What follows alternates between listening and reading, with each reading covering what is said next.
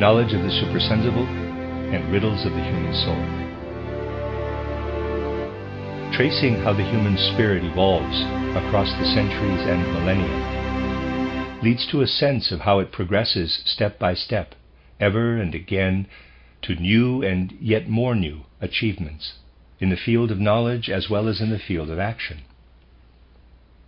Perhaps one should not place too much emphasis on the word progress as such, since this might raise serious doubts in certain connections in view of the tragic times that have befallen humanity just now. But apart from this, it must surely be obvious to all those who are interested in the evolution of the human spirit that the forms in which this spirit casts its efforts undergo radical changes over the course of centuries. In what I want to put before you today, we shall strive to understand something new that wants to enter into human evolution. So we shall be helped by comparing this with other situations in which similarly new elements came into conflict with older views and had difficulty in taking hold as humanity evolved. How difficult it was, for example, to establish the validity of the Copernican view of the world in the face of people's habits of thought and feeling. In the case of certain aspects, it took centuries to establish this view, which broke with what people had, for ages, considered to be the truth about the structure of their universe based on what they could see with their own eyes. A time had come when they could no longer rely on what their eyes told them about how the sun moved, rising and then setting again. In opposition to what they saw, they had to concede that the sun stood still, at least in its relation to the earth. People's established habits of thinking and feeling do not fit in easily with such revolutions in knowledge. In the case of the spiritual science of anthroposophy, which is to be the subject of this evening's talk, we are dealing with an even greater turnaround. There are good and firm scientific grounds for being convinced that the content of this spiritual science too must now take its place in the further evolution of human thinking and feeling. In the hope that you will not be offended, I would like to begin by introducing this subject as follows. The Copernican worldview, like many other things, was opposed by countless prejudices and traditional opinions, because people believed that if they were to replace them by something else, this would spell the end of all kinds of religious ideas, and so on. But in the case of what I shall be speaking about this evening, a great deal more is rising up as well. It is here not only a matter of the kind of prejudices that stood against the Copernican worldview. The problem here is that very many people in our time, the majority in fact, people who consider themselves to be enlightened and well-educated, are raising up more than their prejudices and assumptions in opposition. For these enlightened and well-educated individuals quite simply feel embarrassed to enter in all seriousness into the realms of which anthroposophy has to speak. They feel they are letting themselves down, not only in front of those around them, but in front of themselves, if they admit that it is possible to gain knowledge regarding the subject we shall be discussing today that is just as scientific as knowledge regarding external nature and its structures. They feel they are making fools of themselves or behaving childishly in their own eyes. These are the factors that have to be taken into account when speaking today about the spiritual science of anthroposophy. Someone speaking about this science on the basis of real knowledge about it is only too familiar with the 100-fold, even 1,000-fold objections that are raised. Such a person is familiar with the objections simply because it is not only the separate truths and results of this spiritual science which are doubted, but the very fact that there can be any true knowledge about the realm with which the spiritual science of anthroposophy is concerned. Very many people still regard it as entirely justifiable to develop beliefs, general beliefs about the realm of the eternal in the human soul. But when it comes to facts not understood in the world of the senses, facts pertaining to what is immortal and eternal in human nature, then those who form their judgments on the basis of our perfectly valid present-day scientific thinking regard as mainly fantasy and visionary nonsense the statement that actual factual knowledge can be gained about such things. Well, this evening we shall not be dealing with any fantasy or visionary nonsense, but with a realm that may well put off many, especially those who consider themselves to be scientific in their thinking. But first, let me also briefly mention that the spiritual science of anthroposophy has no intention of being in any way sectarian. Anyone assuming that it is intended to be the foundation of some sort of new religious denomination is entirely mistaken as to its nature. As it is today, anthroposophy is a necessary consequence of what scientific progress has produced by way of a worldview, a general, even popular worldview, held by the widest circles of humanity.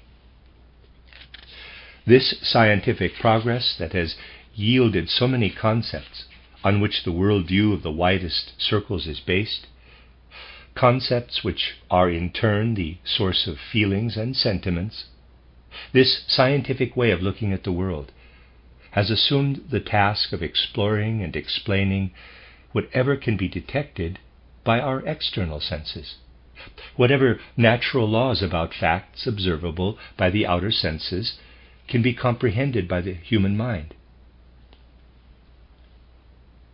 Even if we pay attention only to the realm of life, things are more obscure in other realms, but the realm of life shows up the matter very clearly, then we can see how, in every case, science must endeavor to work its way back to the origins, to whatever is the original seed for what grows and comes into being, for whatever flourishes. When scientists want to give their own explanation of animal or human life, they look back to birth. They study embryology.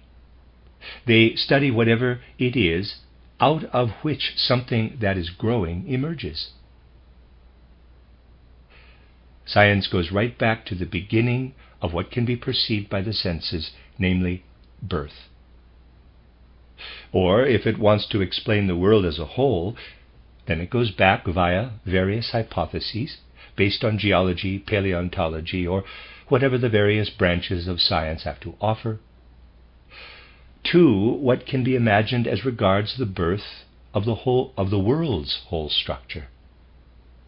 Although one individual or another may have expressed doubts as to the justification for such a way of thinking, nevertheless it is this thinking that has always been applied. We know what ideas have been put forward in the attempt to penetrate, if not to the very beginning of Earth's existence, then at least to far distant periods of evolution, for example, those when man did not yet exist on the Earth. We know what has been put forward to explain in some measure how what came afterward as the perceptible world human beings have around them emerged from what was there before in seed form. Darwin's theory, or if you want to leave that out of account, the theory of evolution as such, all such theories stand on discovering how something that comes into being arises out of something that was there before. Wherever you look, the effort is made to go back to younger times and birth. The spiritual science of anthroposophy occupies a different position. Its point of departure is the very thing that initially engenders objections without people realizing this fully. The objections are unclear. They should be termed subconscious or instinctive. And such objections are often far more effective than those which are clearly recognized and thought through. In order to reach clear ideas, not vague generalities about spiritual concepts, but actual spiritual facts, the spiritual science of anthroposophy has to make death its point of departure.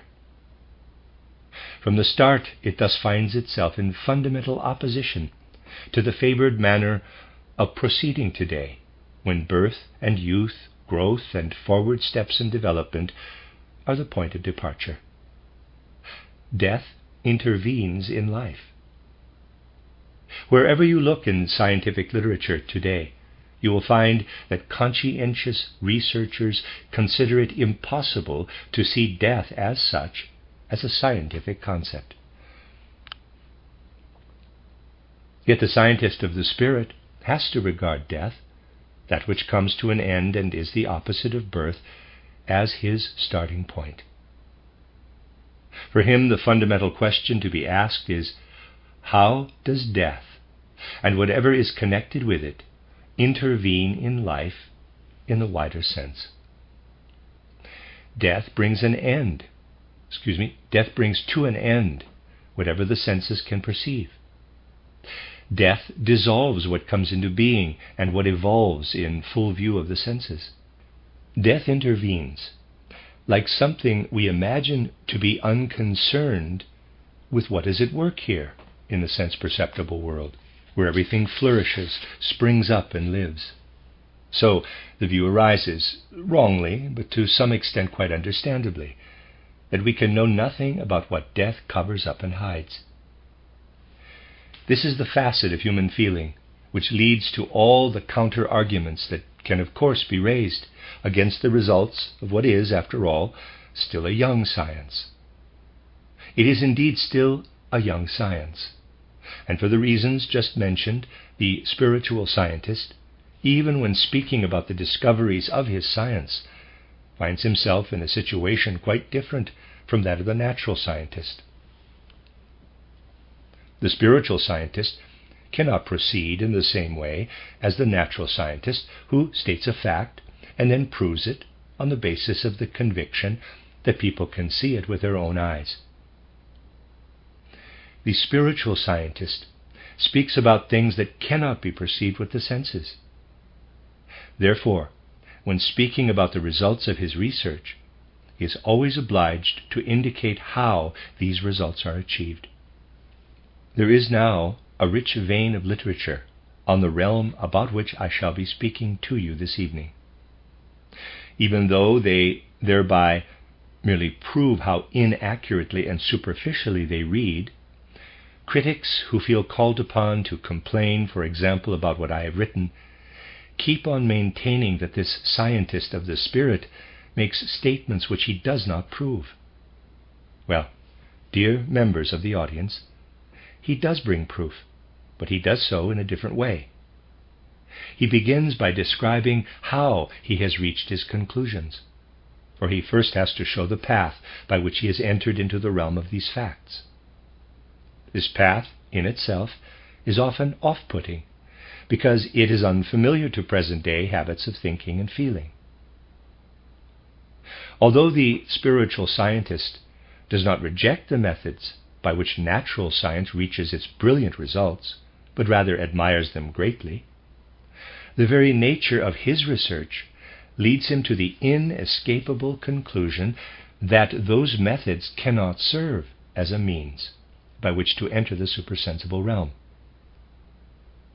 Indeed, the spiritual scientist finds his point of departure in the very experience of how limited the procedures of that scientific thinking are. When natural science reaches the final boundary of knowledge in a certain area, what so often happens nowadays is that people simply say, quote, "Here we have reached the limit of what human beings can know." Close quote. Spiritual science, however, endeavors to use this very limit to come to certain experiences which can only be attained at such boundaries. I have specifically discussed these boundaries of human knowing in my book titled Von Seelenrätseln, Riddles of the Soul, which is being published just now. Those who have not taken knowledge to be something that just happens to land on them from outside, but who have wrestled with knowledge and with truth, such people have always had certain experiences when coming up against their outer limits. But times are changing, and human evolution is going through transformations. Even quite recently, the most outstanding thinkers and wrestlers with knowledge fetched up at these outer limits with the attitude that they could go no further, that this was where they would have to come to a halt. Those of you who have heard me speak a few times will know that it is rarely my habit to touch on personal matters. But since personal experience is here bound up with what I am trying to put forward, I hope you will allow me to do so on this occasion. I have to say that what I want to explain about these experiences at the outer limits of knowledge is founded on more than 30 years of continuous spiritual research. It was over 30 years ago that these problems and tasks, these riddles that arise at the outer limits of knowledge, first made a strong impression on me.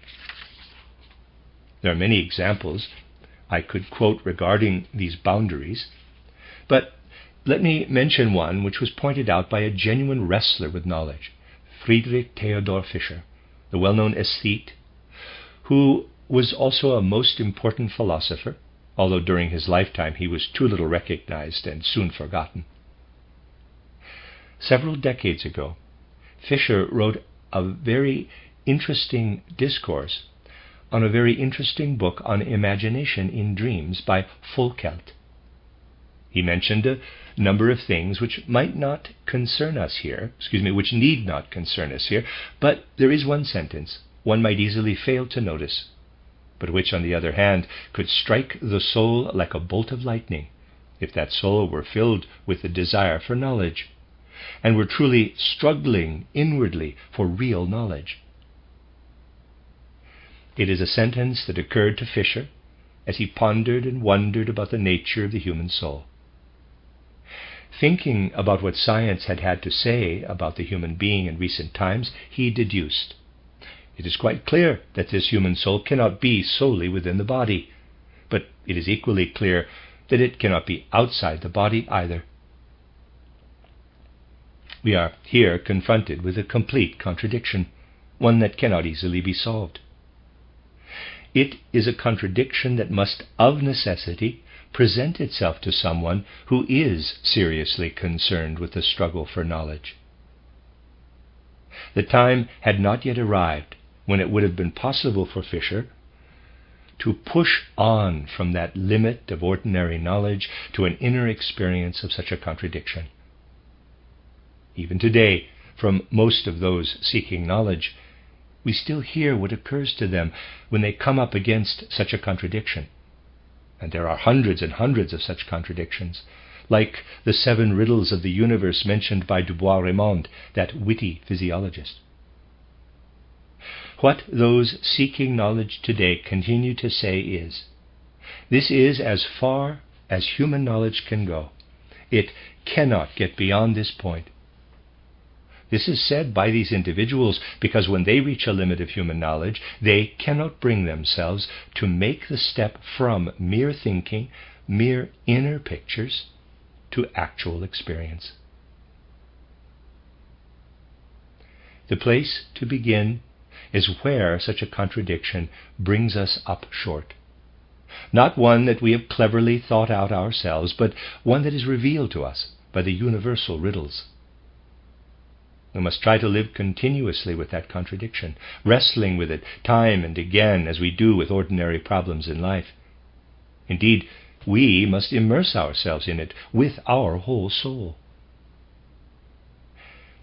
We have to muster the courage of thinking, and with this immerse ourselves in the contradiction without fearing that it might shatter the picture formations in our soul, or that our soul might not be capable of taking the next step. In my book Von Seelenrätseln, I have quite recently described in detail this wrestling that must take place at those outer limits of knowledge. We can make progress when we arrive at one of these boundaries with all the fullness of our soul, rather than merely with the ideas we manufacture or cleverly work out and fix for ourselves. Our progress is not merely a matter of logic, for it is on the path of living knowledge that we then proceed. I shall have to use a comparison to describe what we experience there. For the path of spiritual research is a genuine experience of knowledge, a fact of knowledge, and language does not yet have many expressions for such things, since our words only serve for external perceptions brought to us by our senses. So what we see quite clearly before our spiritual eyes can only be expressed by means of a comparison. When we enter in a living way into a contradiction of the kind we are speaking about, we feel as though we have reached a barrier at which the spiritual world, not found in the sense-perceptible world, is knocking as though from the outside. It does not matter if the picture I want to use is not entirely accurate scientifically, for it is sufficient for use as a means of comparison. It is as though a living creature of a primitive order, which has not yet evolved a sense of touch, were to experience inwardly, through constant inward movements, the barriers of the physical world and the surfaces of separate objects. A creature that has not yet evolved a sense of touch, but which experiences the surfaces of things in this way, is as yet still entirely enclosed within itself. It cannot as yet feel, by means of touch, what is outside it in the way of sense-perceptible impressions. This is how someone who wrestles with knowledge feels, entirely in the sphere of spirit and soul, and certainly not in any material way, when he arrives at a borderline place such as I have just described. When the organism of a primitive creature breaks through like this, it becomes differentiated out into an organ for the sense of touch, as the result of colliding with the sense-perceptible world outside it. It can then feel the surfaces and know whether they are rough or smooth, hot or cold. It opens up what is inside it to what is outside it. In a similar way, one who wrestles with knowledge can break through a boundary and acquire a spiritual organ of touch. Having wrestled, perhaps for many years, to break through into the spiritual world at a boundary of knowledge, we come to a point where we gain real spiritual organs. This is only a very elementary description of how such a sense of touch can develop. If I may use certain expressions by giving them a fuller meaning, out of our state of being, enclosed within ourselves, we can develop spiritual eyes and spiritual ears if we work and work at this ever and ever again. Many today still find it absurd to speak of the soul being initially as undifferentiated as the organism of a primitive creature, and of it being able to form its senses out of its own substance, so that out of that substance soul instruments, differentiated soul organs, can be formed for perceiving the spirit. Organs which then confront the soul with the spiritual world. That the time has now come when it can be said that spiritual science, presented scientifically with full justification, is entering in a new way into the progress of knowledge which human evolution is undergoing. This is not entirely new in all respects, for we can see how especially the most outstanding searchers for knowledge sought and strove to attain spiritual knowledge in past times, Just now I mentioned Friedrich Theodor Fischer.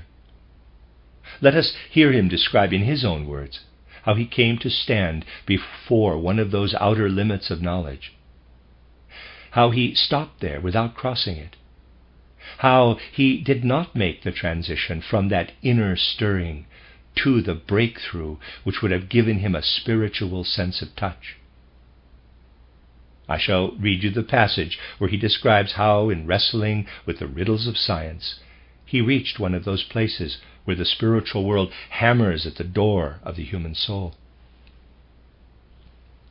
This happened at a time when materialistic science was presenting serious seekers for knowledge with numerous riddles, which led many to say that the only way to view the soul was to see it as nothing but a product of physical effects. Here are his words, quote, "No spirit where there is no nerve center, where there is no brain, say the opponents.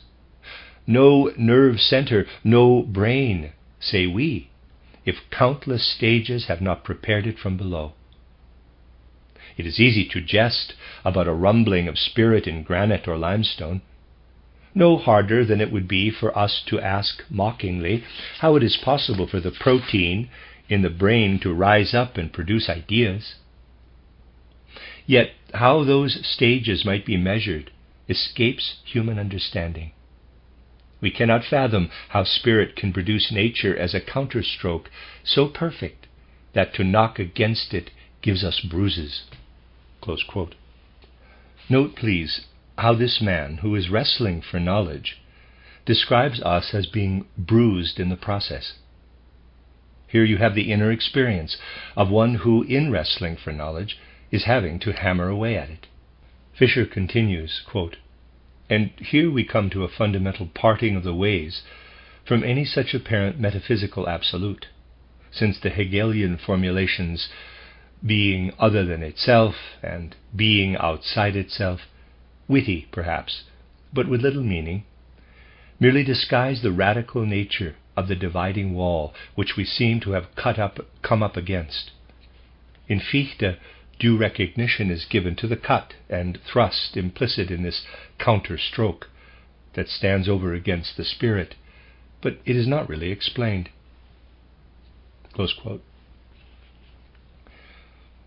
Here we have a description of someone who is wrestling for knowledge, at a time when it was not yet possible for the decision of spiritual science, to be taken to go beyond the stroke and counterstroke and break right through the dividing wall that separates us from the spiritual world. I can only speak about these things in general here, but you can find detailed descriptions in my books, specifically entitled How to Know Higher Worlds, and the second part of title An Outline of Esoteric Science. You will find detailed descriptions of the inner agility and exercises the soul will have to practice, if I may be allowed this expression, in order to transform its undifferentiated state into spiritual organs, which can then perceive the spiritual world. Much has to be done if one wants to follow this path of genuine research. Much has to be done, because in our time habits of thought have evolved in the field of scientific study, which, while being fully appropriate for this field, amount to a specific way of thinking that is the opposite of the ways of thinking that lead into the spiritual world. It is therefore perfectly understandable that the pronouncements which come from the scientific angle show no wish to understand the spiritual world as it really is, with all its facts. The one thing I want to say here, for as I have said, you will find detailed descriptions in the books just mentioned, is that people will have to strive for quite a different way of forming inner concepts. In ordinary life, we are satisfied with concepts and inner pictures so long as they provide an image of some external fact or thing. But for spiritual research, this is unsatisfactory. For the soul of the spiritual researcher, inner pictures and concepts become something quite unlike those of today's ordinary habits of thought. Let me once again use a comparison to show how a spiritual researcher confronts the world today. Materialists, spiritualists, pantheists, monadists, all such people believe they can penetrate the riddles of the universe.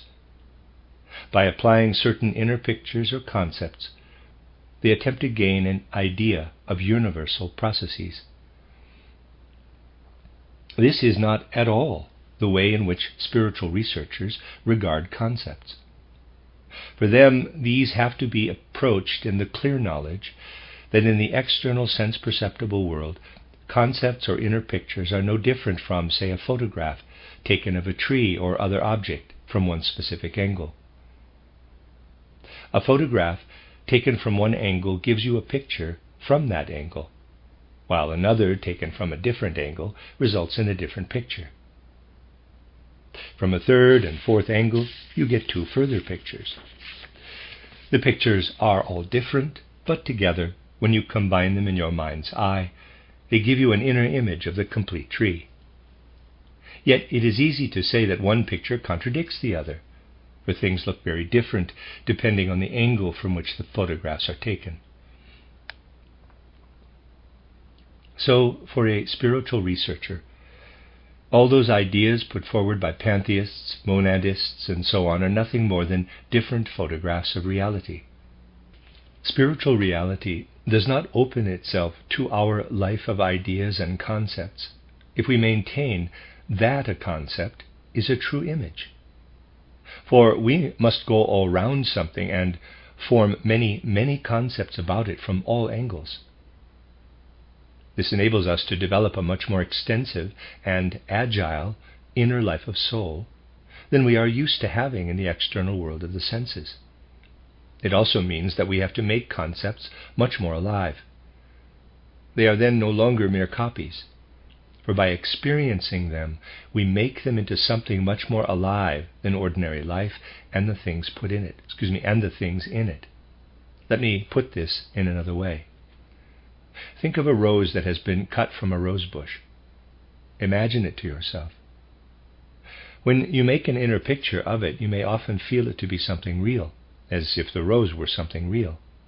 A spiritual researcher, on the other hand, will never make progress by being satisfied that the rose is something real. A rose imagined all by itself with a short stalk is nothing real, for it can only exist if it is part of the rose bush. It is the rose bush that is real. So for all the separate items of which people make inner pictures for themselves, believing these to be something real, the spiritual researcher must be constantly aware of the limited degree to which such a thing is actually a reality. When imagining a rose with a stalk, he must feel that it is not something real. He must sense and feel and experience the degree of unreality that is contained in this rose that is merely a single bloom. By extending this to cover our whole way of viewing the world, we cause our world of inner pictures to come alive. Instead of the paralyzed, dead inner pictures with which science is satisfied today, we gain inner pictures that are as alive as the things imagined. However, if we take today's habits of thought as our point of departure, we shall at first be disappointed. There will be disappointments for us, because what we experience will be so very different from the thought habits of today. It is unavoidable that what one says on the basis of knowledge of the spiritual world must sometimes sound rather paradoxical with regard to what is generally said and believed nowadays. It is possible to be tremendously scholarly, let's say in physics.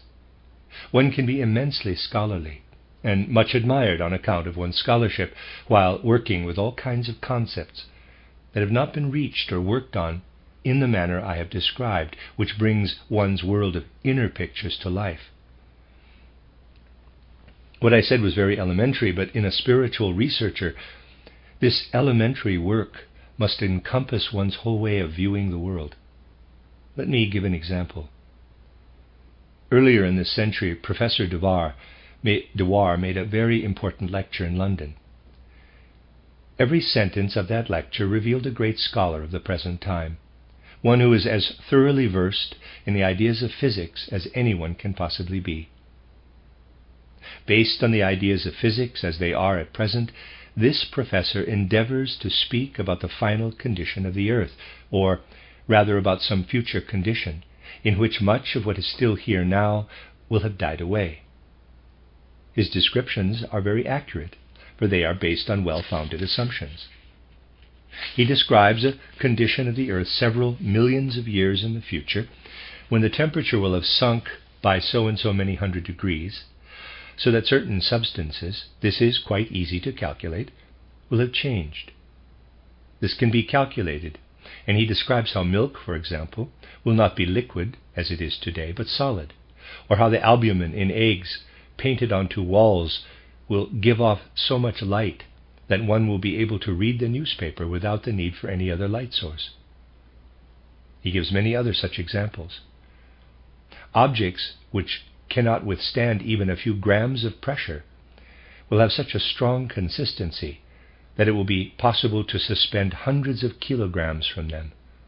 In short, Professor Dewar gives a marvelous account of a future state of the earth. From the point of view of physics, one cannot raise the slightest objection. But these things look entirely different to someone whose soul is filled with living thinking. If someone who has taken living thinking into his soul were to ponder the ideas put forward in the way this professor has done, he would immediately find himself confronted with something that would make him draw conclusions by a method and from a viewpoint which very much resembled the deductions and thought processes of the professor. Let us assume that a 25-year-old human being were to be minutely observed, as can be done nowadays with the help of radiology. Certain organs, let us say the stomach, are observed, and the changes that take place year by year are noted. The changes in configuration are noted. This can be done in the same way as the physicist compares the sequence of changes in the Earth's condition, and then works out what the Earth must look like after several million years. In the case of the human being, you observe how, let us say, the stomach or the heart changes year by year. Then, in accordance with these changes, you calculate what the human being must look like after, say, 200 years. If you do your calculations correctly, the conclusions you reach will be just as well-founded. Only the person would have died long ago. He would no longer exist. You see what I mean?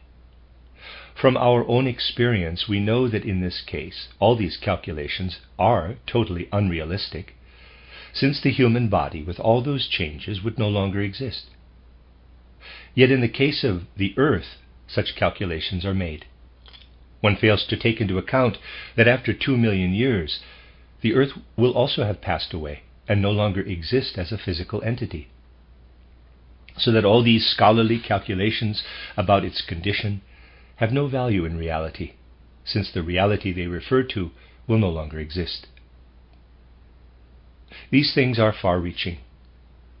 In the case of a human being, you can equally well make the calculations backward, and on the basis of the changes that have occurred over 2 years, work out what he looked like 200 years ago, only he did not exist then. The Kant-Laplace theory has been worked out by the same method.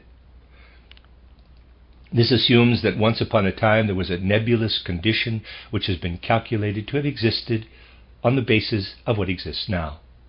The calculations are quite good, and the perceptions deduced are quite correct. But the spiritual researcher finds that at the time when that nebulous condition is supposed to have existed, the Earth had not yet been born, and the whole solar system had not yet come into being. I wanted to use these calculations simply to show you how our whole inner life of soul must extricate itself from abstractions and immerse itself in living reality, so that our inner pictures themselves can come to life. In my book titled The Riddle of Man, which was published 2 years ago, I made the distinction between real and unreal inner pictures. What matters in brief is that the spiritual researcher has to point out that his path is one which requires him to begin by awakening the means through which he attains knowledge, and that he first has to transform his soul before he can look into the spiritual world. The results he then achieves make it obvious to others that he is not speculating about whether the soul is immortal or whether it passes through birth and death. His very path of research leads him to what is eternal in the human soul, that part which passes through births and deaths. His path of research shows him what lives eternally in the human being. He himself seeks out the object, the thing, the being. Once he has found it, he can then recognize its characteristics, just as one can recognize the color of the rose. It is because of this that it often seems as though the spiritual scientist were merely claiming such and such a thing to be the case. For by way of proof, he always has to explain the path by which he reaches his conclusions. You could say he has to begin where other sciences leave off. Once this has been established, there can be a real penetration into realms where it can be said that death is the starting point, just as birth and youth is the starting point of the earthly sciences.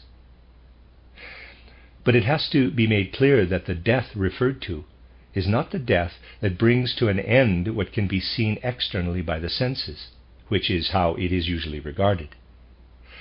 The death in question is a part of existence, just as the forces which are brought into life by birth are a part of existence.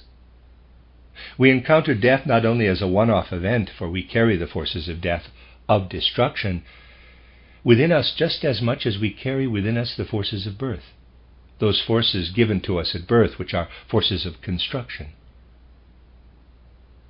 To understand this fully, we need to do some real research at a boundary between natural and spiritual science. Today, though, I can only mention certain results, and of course my intention is simply to make suggestions. I would need many lectures to explain all the details of what is contained in these suggestions. Let us then now go to a boundary between natural and spiritual science.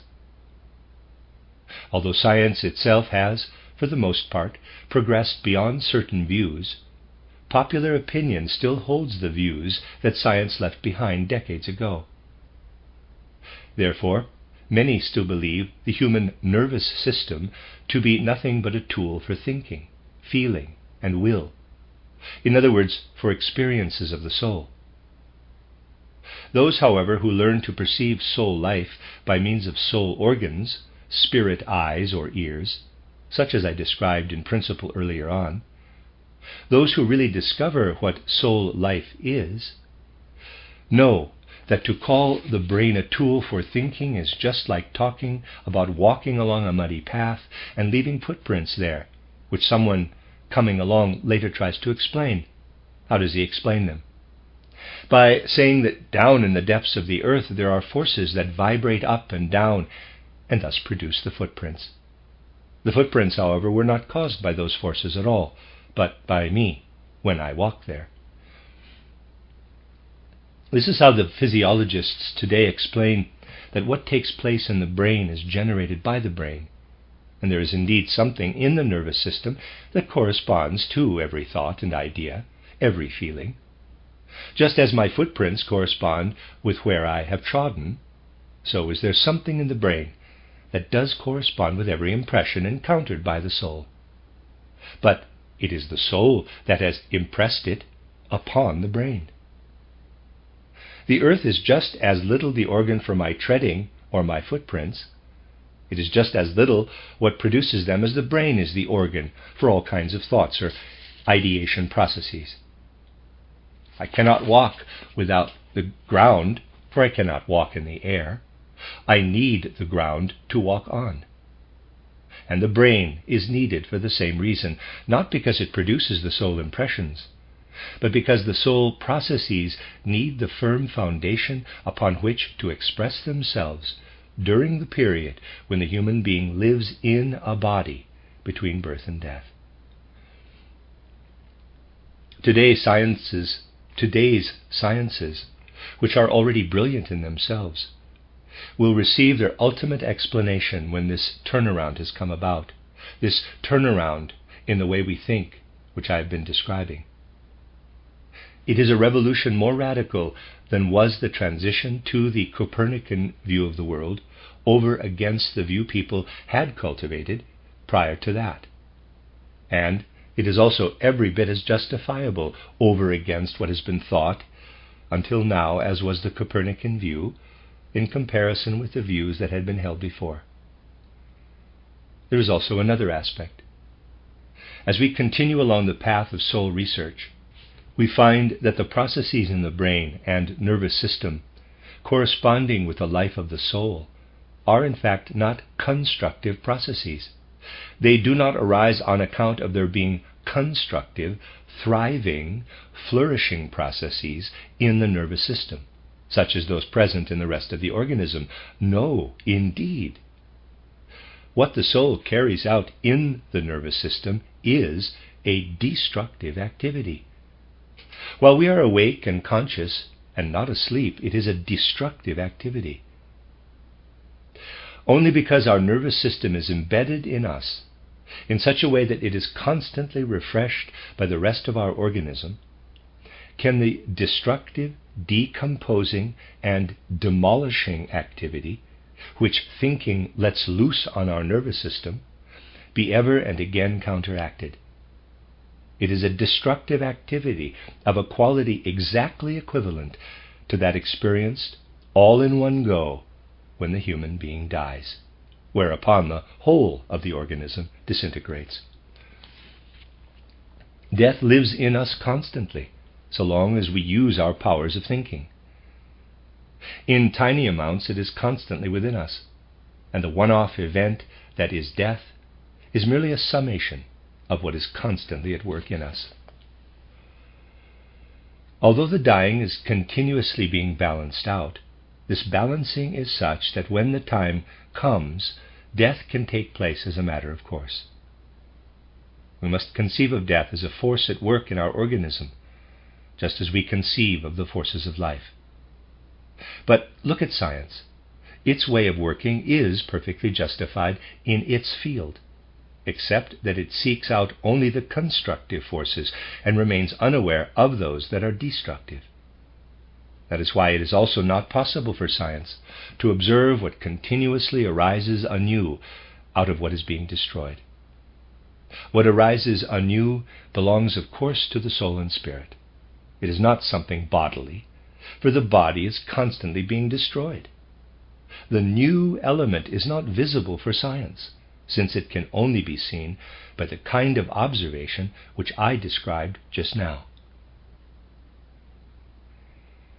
When we apply this observation, we discover that throughout our whole life, not only is every activity of our soul associated with the foundation it needs in order to function, and which it even destroys, but that the totality of this activity is also a part of a spiritual world which is always around us, and in which we live with the soul and spiritual part of ourselves, just as much as we live in the sense-perceptible world with our physical body.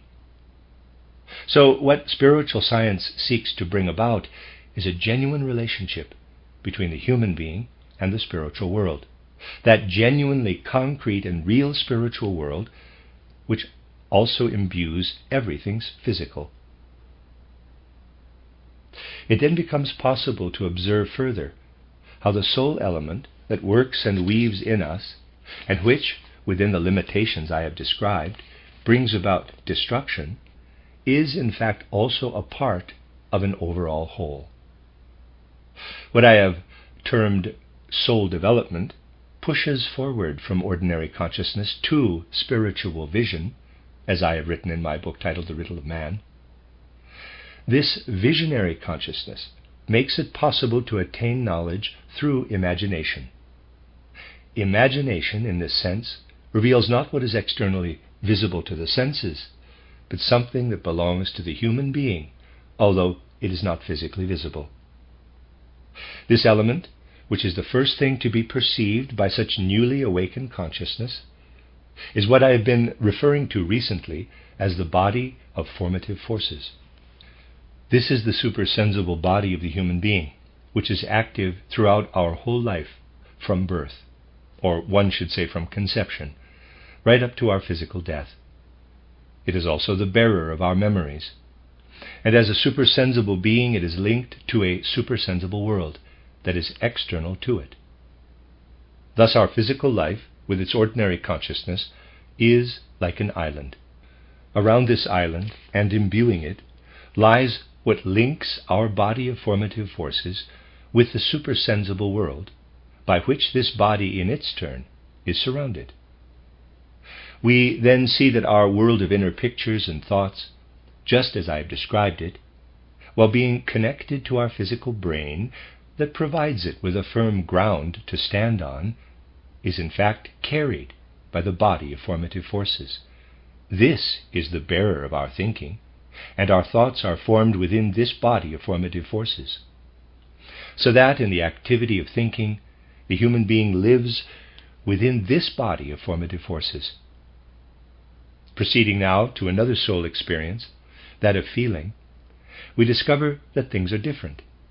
Our feelings and also our emotions and passions do not relate to our life of soul in the way our thinking does. The spiritual researcher finds that the ordinary thoughts we have are attached to the body of formative forces, but that this is not the case with our feelings and emotions. Our feelings and emotions live in us in a much more subconscious way, and at the same time they are linked with something much more far-reaching than merely our life between birth and death. I do not mean that we are without thoughts in this aspect of life, for all feelings are also imbued with thoughts, but the thoughts which imbue our feelings do not usually enter our consciousness. They lie below the level of consciousness. As our feelings surge up, they are interspersed with thoughts, but these thoughts are more far-reaching, and we can only find them by rising up to a higher form of consciousness than that of imagination, namely inspiration, an inspired consciousness, by which I am not referring to anything connected with superstition. You can read about this in detail in my books. By immersing ourselves in this element, which insofar as our ordinary consciousness is concerned is asleep, just as we are asleep to ordinary sensory perceptions between falling asleep and waking up again, we shall see how it surges up just as dreams surge up while we sleep. However paradoxical this may sound, it is a fact that our feelings surge up out of the deeper part of the soul. This deeper part of the soul, which can be reached by means of inspiration, inspired consciousness, is the part that lives on between death and a new birth. It is the part that enters into physical surroundings through our conception, or let us say our birth, and which then passes through the gate of death and goes on to lead a spiritual existence under other conditions until we are born once more. When you use the consciousness of inspiration to examine what lives in the world of feeling, you are looking at the human being not only between birth and death, but also in the period lived through between death and a further birth.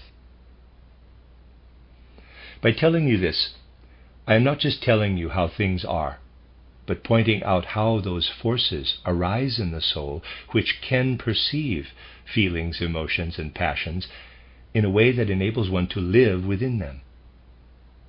In a plant, we see what has come into being out of the seed forces. Similarly, we are seeing something which does not just come into being at birth or conception, but which has emerged from a spiritual world. I am quite aware that the present-day scientific view of the world can put forward many objections to these ideas. It will be easy for those who are familiar with today's scientific views to say, quote, "This fellow comes along and describes in an amateurish kind of way how certain elements of the soul which he wants to grasp have emerged from the spiritual world. He describes the specific configurations and colors of his feelings, in such a way that we are supposed to believe that there exists in these feelings, on the one hand, an indication of prenatal existence, and on the other hand, something akin to the seed of a plant which contains within it what will be in the plant in the coming year. Has this fellow not heard, close quote, these people will ask, continue quote, of the marvelous laws of heredity which have been discovered by science? Does he not know what those who first created this branch of science discovered and put together concerning the laws of heredity?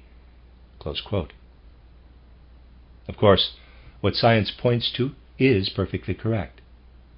But on the other hand, it is our own forces which work to create our heredity.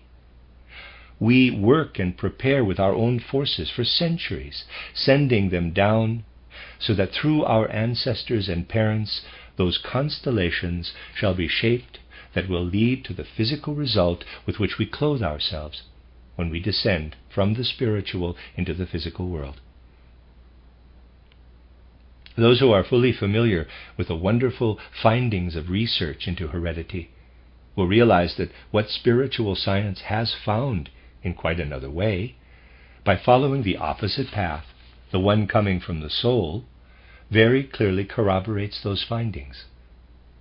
Whereas what science itself has to say on these matters does not corroborate its own findings at all. This is something I can only touch on here. Turning now to the realm of the will, we note that this is very far removed indeed from what human beings have in their ordinary consciousness. What do we know about what goes on inside us when the thought, quote, I want that, close quote, turns into the reaching out of our hand? The actual processes of the will are asleep in the human being. With regard to feelings and emotions, we can at least state that in these we dream in ourselves. It is because the will is asleep with regard to ordinary consciousness that the question of freedom is so very fraught. We can only reach an understanding of the processes embedded in the will if we apply the spiritual consciousness of genuine intuition, by which I do not mean the vague and hazy kind of everyday intuitive inkling.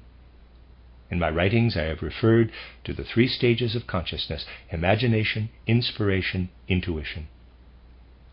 To get into the realm of the will that ought to work and live in us, it first has to be hauled up out of the depths of the soul.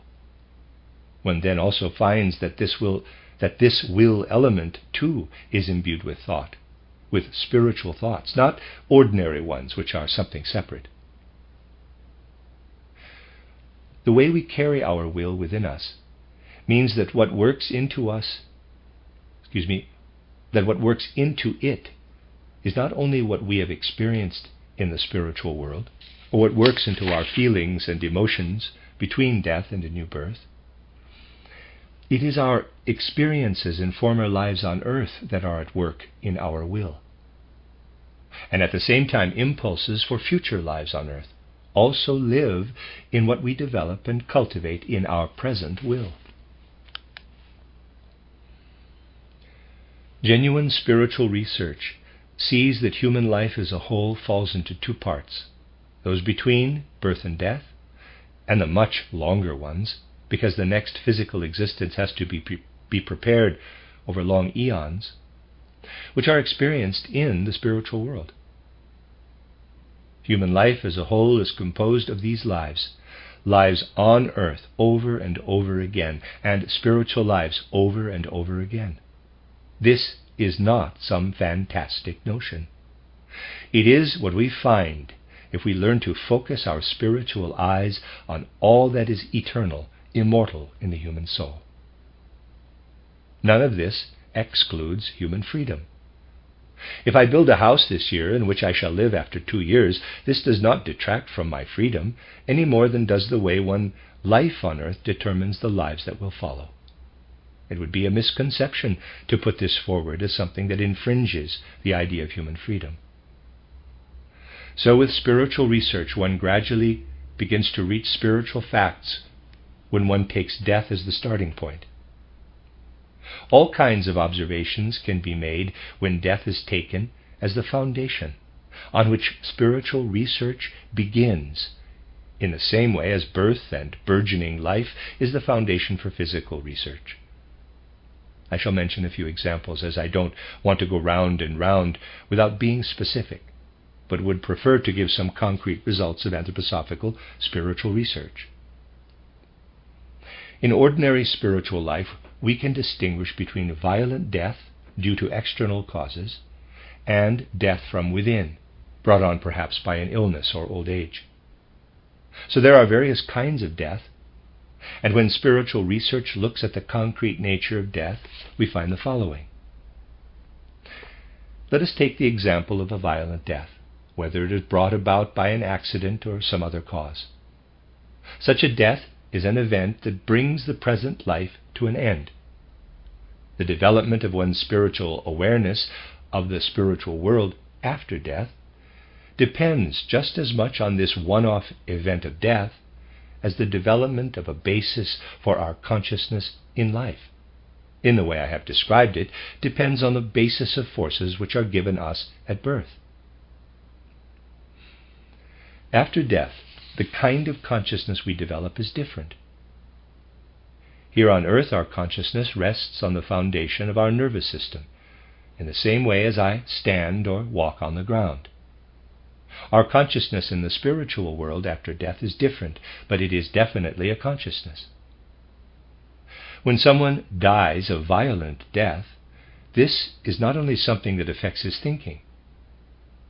Ordinary consciousness ceases with death, of course, but another kind of consciousness begins, and this affects the person's will, of which we have seen that it goes over into subsequent lives on earth.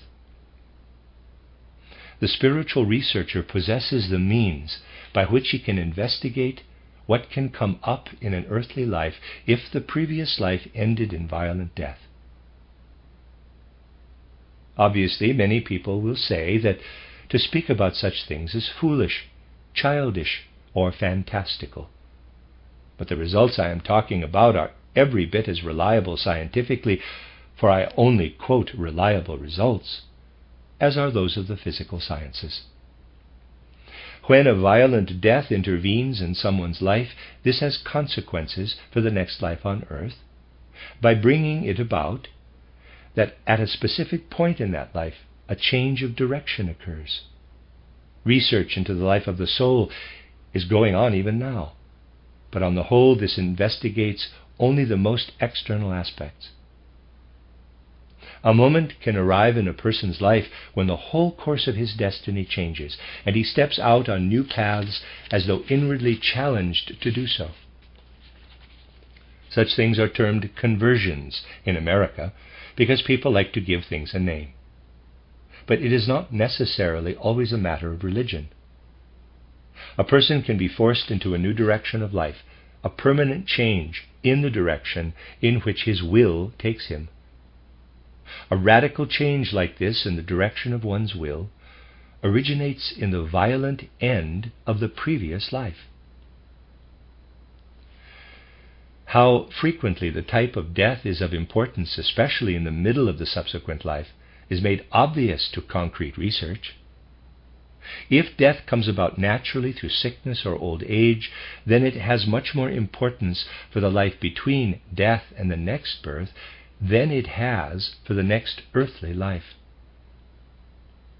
I wanted to mention these examples to show you that rather than going round and round without being specific, one can indeed gain quite specific insights about details that occur in the context of a lifetime.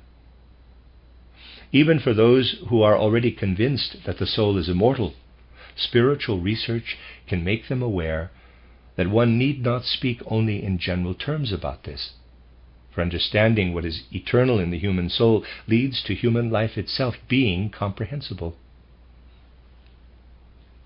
All the remarkable processes one observes, if one has a sense for the soul element in life, for the way the life of soul progresses in the human being, all those wonderful events enter into the picture if one knows that this has to do with repeated lives on earth and repeated lives in the spiritual world.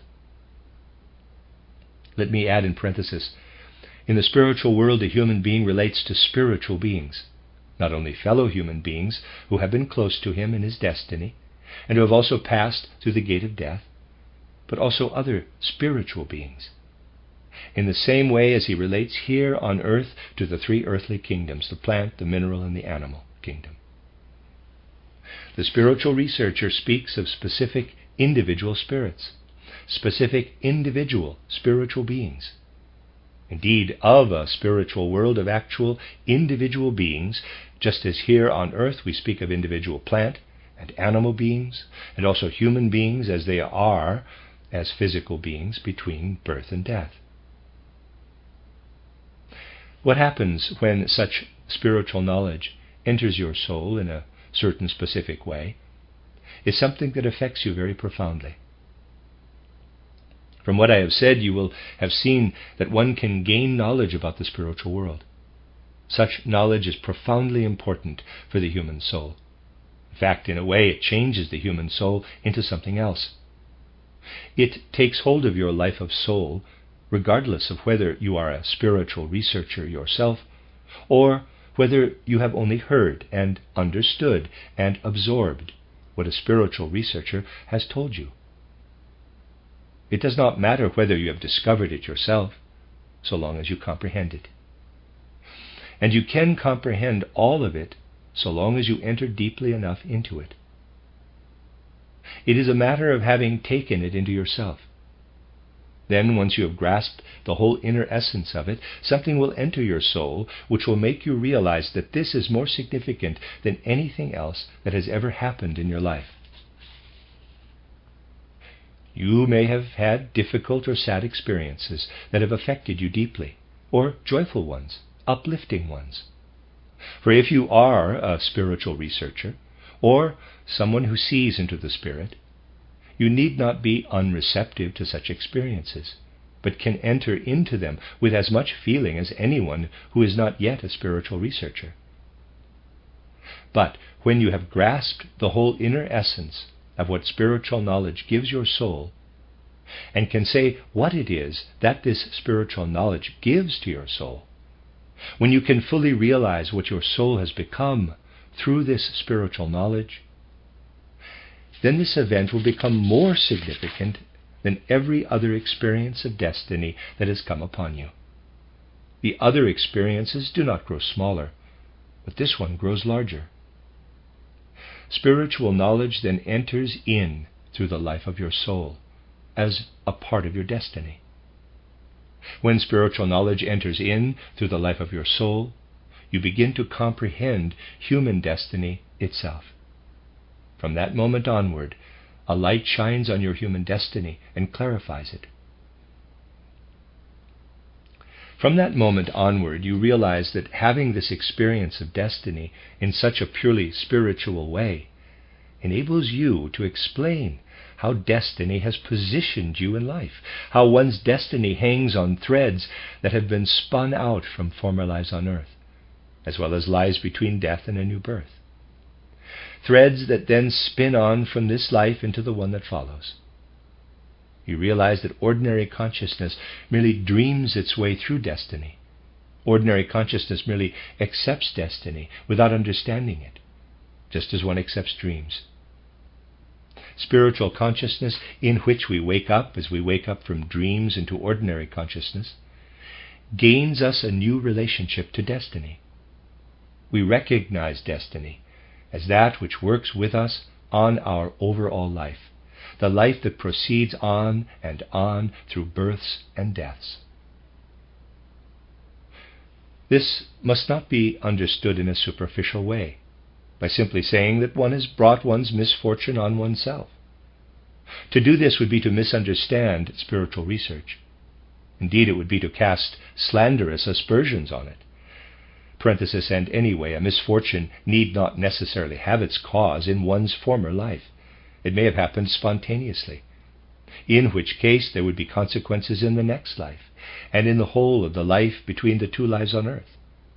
For it is often to be seen that from misfortune, and also suffering and pain, there grows a different kind of consciousness in the spiritual world. Close parenthesis. What happens through this new spiritual knowledge is that meaning enters our whole life, understanding for our destiny, which we normally dream our way through, but which we now come to comprehend. Something comes to the fore, especially when we focus on this spiritual knowledge. And that is that we cannot simply go on saying, well, so after death the soul enters into another life, but let's wait until that happens. Let's live life now as it is lived in the physical body, and wait until later to see what happens after death. This whole question is a matter of consciousness.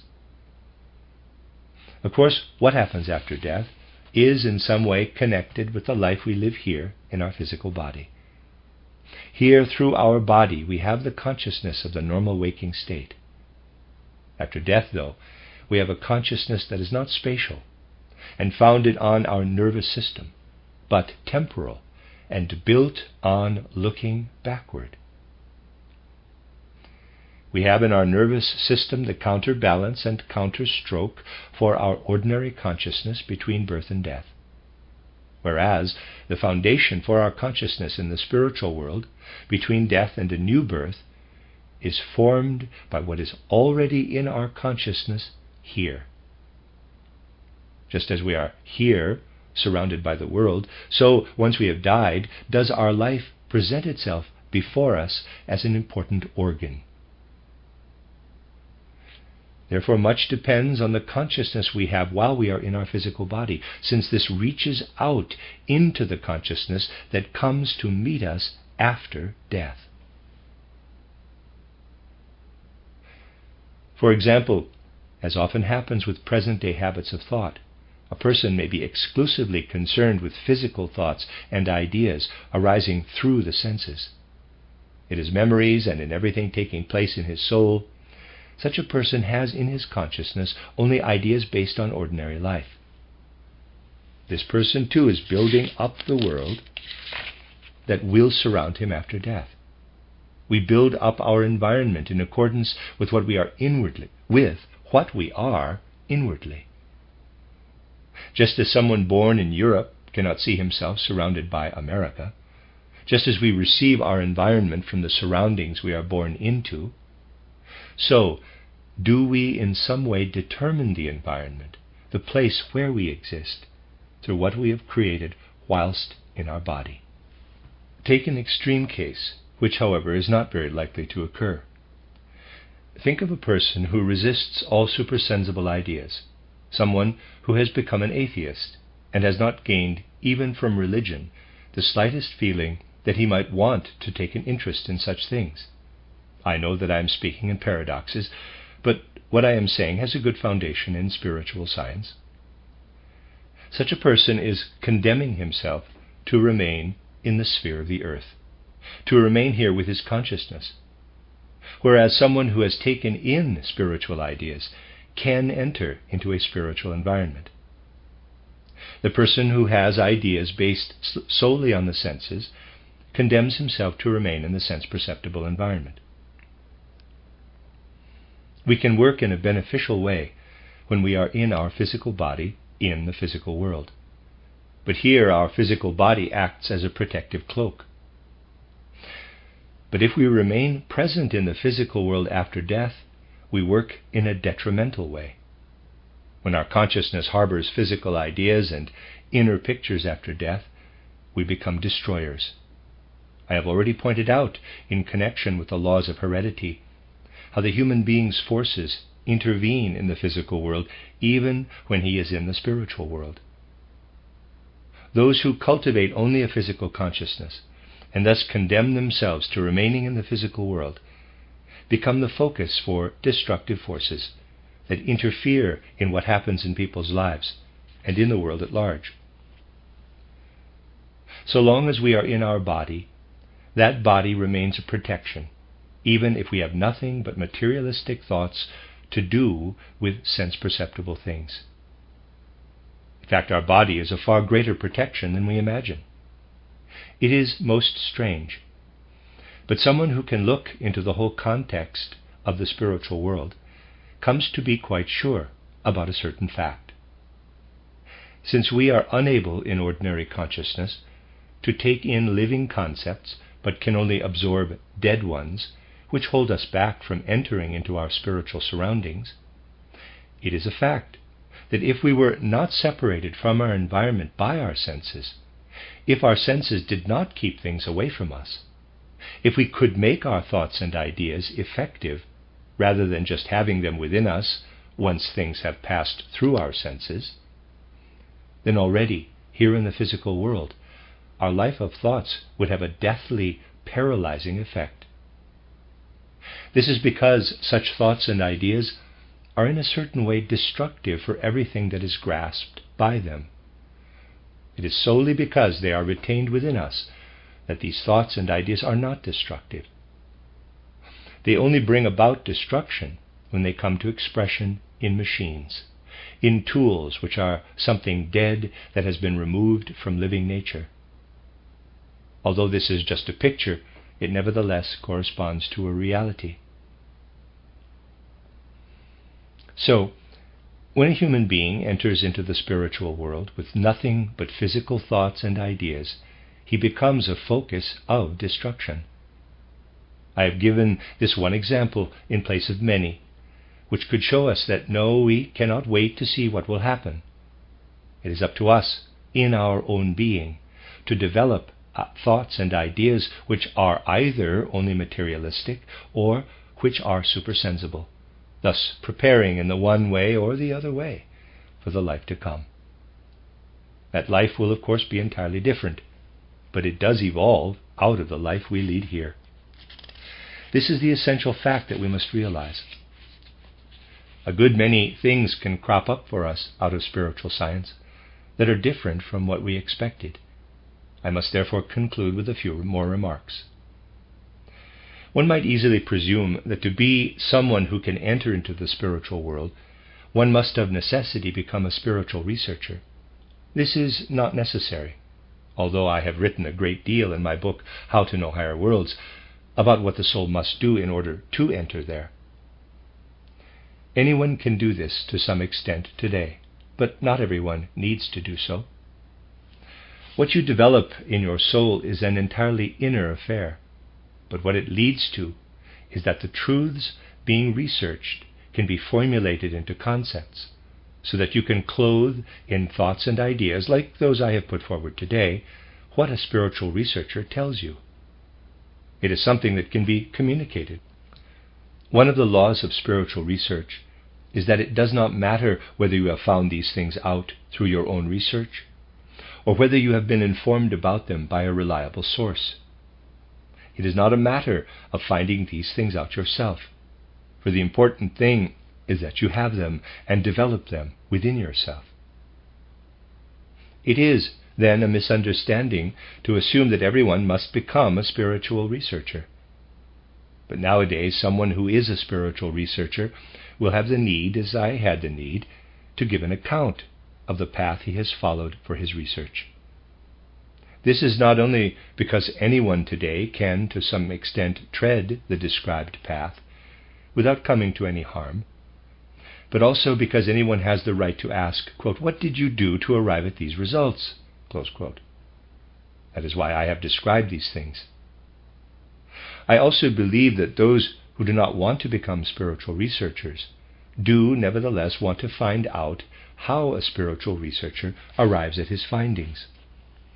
For these findings are what all those need who, in keeping with the stage of human evolution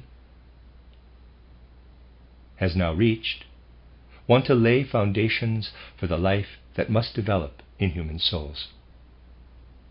The age is now over in which the discoveries of spiritual research and what they brought about in human soul development were very much kept hidden away from the public eye.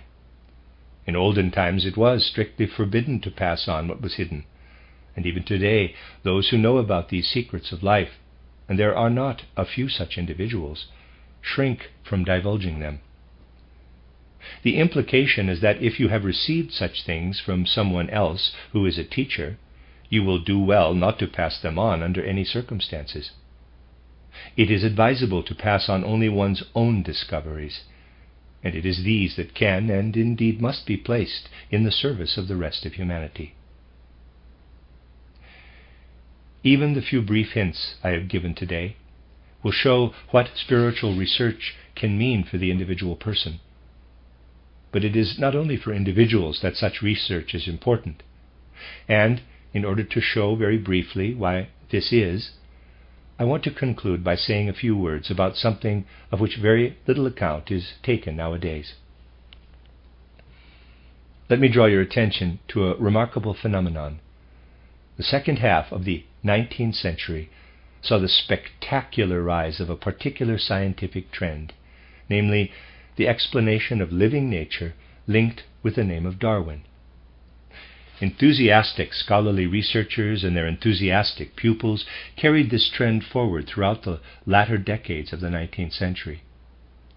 I may even here have mentioned the extraordinary development to which this led. As early as the 1860s, a gigantic movement came into being under the leadership of Haeckel, a movement that strove to throw aside everything that was old and redesign the whole view of the world to fit in with Darwin's concepts. Even today, there are still those who stress how grand and important it would be if, instead of having a wisdom-filled guidance for the universe, we could have explained on the basis of Darwinism how everything has come into being. In 1869, Edward von Hartmann came forward with his title Philosophy of the Unconscious, turning against Darwinism, which saw the world purely in external terms, and pointing to the need for inner forces, though he did this in an inadequate, merely philosophical manner, having no spiritual research to go on. Those whose enthusiasm focused on Darwinism were of course prepared to call this philosopher a dilettante, to whom it was not necessary to listen. Writings were published mocking the dilettante Edward von Hartmann, and stating that there was no call for a genuine scientist to take note of such views. An anonymous paper appeared with a brilliant refutation of Hartmann's thoughts. The scientists and those who thought as they did were in full agreement with this paper, for it completely refuted Edward von Hartmann. Everything that could be brought forward in a scholarly manner on the basis of science was indeed brought forward in this paper, written by an anonymous author against Hartmann, in rather the same way as objections are put forward today against spiritual research. This paper was much applauded. Haeckel intoned, quote, "Here is a genuine scientist writing to refute that dilettante Hartmann. Here we see what a real scientist can do. Indeed, I could not have written anything better myself. Let him come forward, and we will accept him as one of our own." Close quote. In short, the scientists made a good deal of propaganda about this paper, which suited them so well, and it was soon out of print. A second edition was needed, and then the author himself came forward. He was Edward von Hartmann.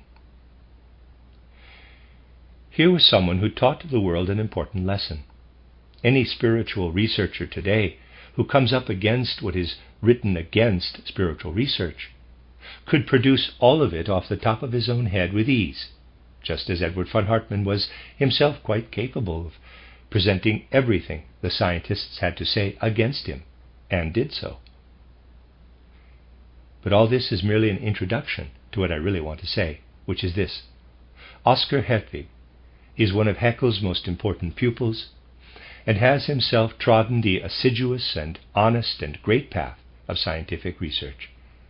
Last year he brought out a very fine book titled Das Werden der Organismen, eine Widerlegung von Darwins Zufallstheorie, The Evolution of Organisms, a refutation of Darwin's theory of chance. In this book he points to matters like those also brought up by Edward von Hartmann. This is an almost unique case of the very next generation, the one which grew up under the direct influence of the master, turning its back on something that had been expected to provide the basis for a whole world view, and even give answers regarding the spiritual world. A good Darwinist refuting Darwinism. In fact, he goes even further, and this is what I want to point to at the end of this lecture. At the end of his excellent and fine book, Oscar Hertwig states that a worldview of the kind put forward by Darwin is more than merely a theoretical construct, for it affects the whole of people's lives, right down into what they do, want, feel, and think. He says, quote,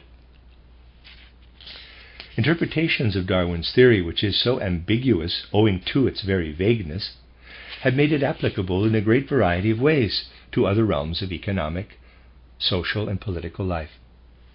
As though from a Delphic oracle it has been possible to take whatever one wanted and make use of it with reference to social, political, health, medical, and other questions, by using the science of a Darwinistically reworked biology, with its unalterable laws, to back up one's claims.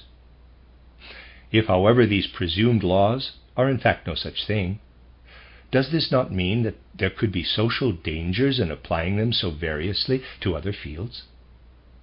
Do not believe that human society can spend half a century using such phrases as, subquote, the inexorable struggle for existence, the survival of the fittest, of the most useful, of the most suitable, perfection through selective breeding, close up quote, and so on, as freely as eating its daily bread, without finding its ideas becoming more deeply and more persistently influenced by them. It would not be hard to find many phenomena to prove that this is happening, and this is the very reason why judgment as to whether Darwinism is true or erroneous has implications far beyond the scope of the biological sciences." Close quote. Life is now showing us on every side what is revealed by such a theory. And the same question, also impinging on life, arises from the angle of spiritual science. We are living in a time of sorrow, one that is tragic for humanity. It is a time that has surely evolved out of human beings' inner pictures and ideas.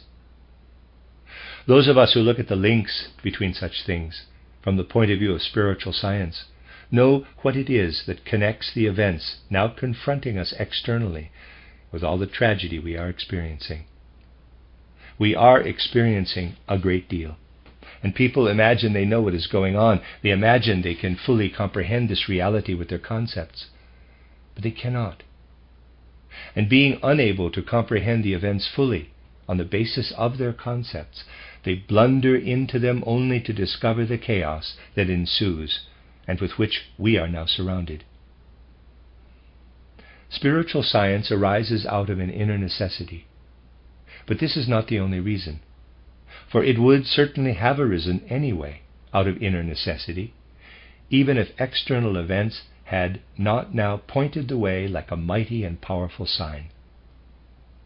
Although the traditional view of the world is fine as regards today's scientific attitude, the fact is that this view will never be able to come to grips with social, legal, or political matters in the world.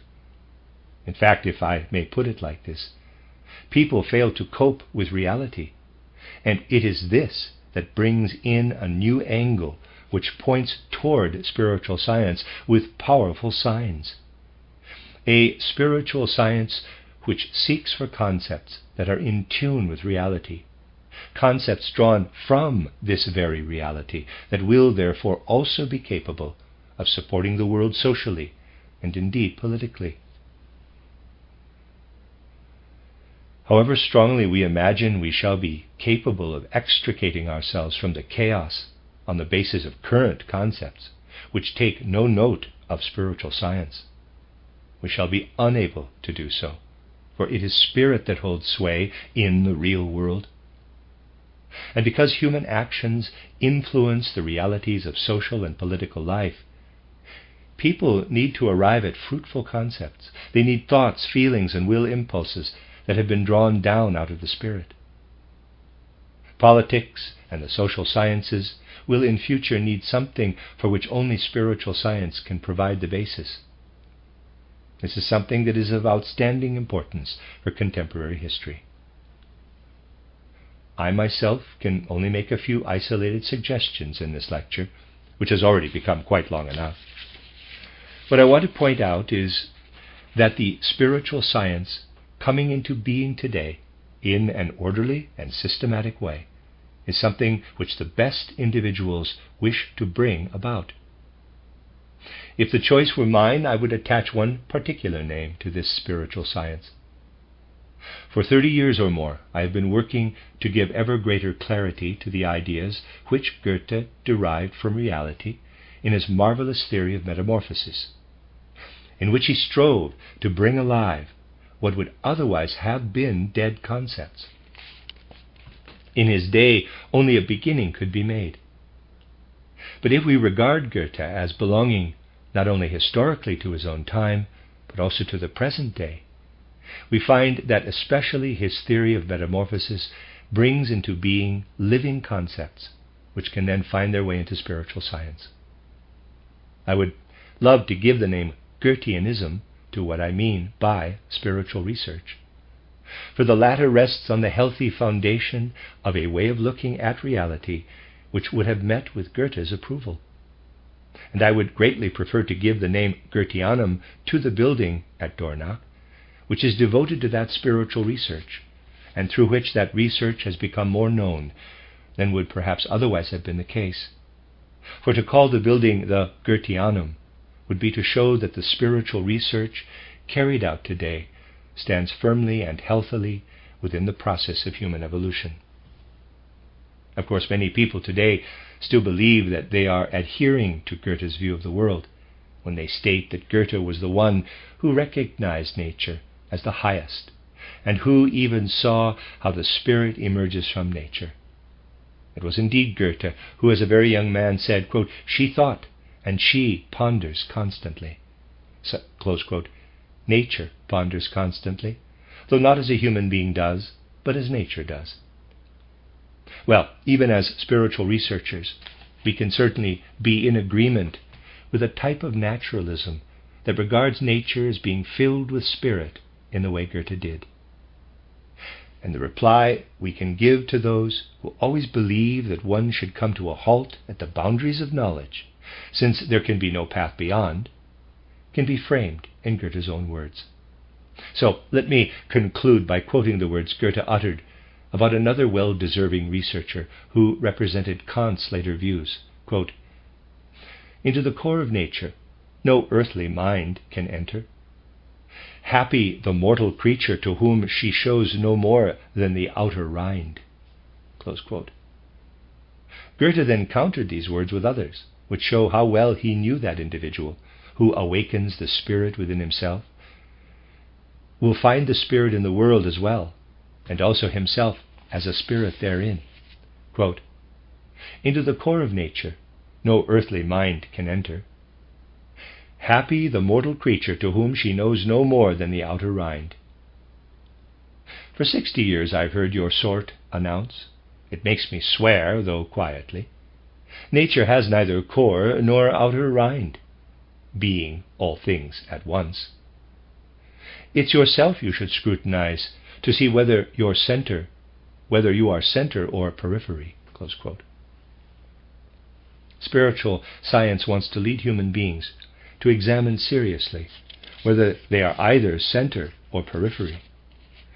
They are center if they fully comprehend their whole reality. If they comprehend themselves as center, they can press onward to the spirit in nature. And when that happens, something will enter into human evolution with regard to spiritual research, which will resemble what had to happen when Copernicus moved from the visible to the invisible when pointing to something visible. In order to reach the supersensible realm, human beings will have to take the trouble to comprehend the supersensible within themselves. To do this, one need not become a spiritual researcher, but one must indeed sweep away all those prejudices that lay siege to the soul when one endeavors to comprehend what is meant by spiritual research in the Goethean sense. These are the few suggestions I wanted to make today. In fact, suggestions are all one can voice. For if I wanted to explain all this in every detail, I would have to give a great many lectures. I believe that these few explanations will suffice to show that something is waiting to be won from the process of human evolution. Something that when found, will awaken the human soul to abundant life. No one need fear that this will cause the soul to wither, or that other things might die away, not even their religious life. It is as Goethe said, quote, "If science and art are yours, then religion is yours too. But if you lack either of these, then may you at least have religion." Close quote. So let us allow ourselves to say something that is in keeping with today's way of thinking. If you find the way to the paths of spiritual science, you will also discover true religious life.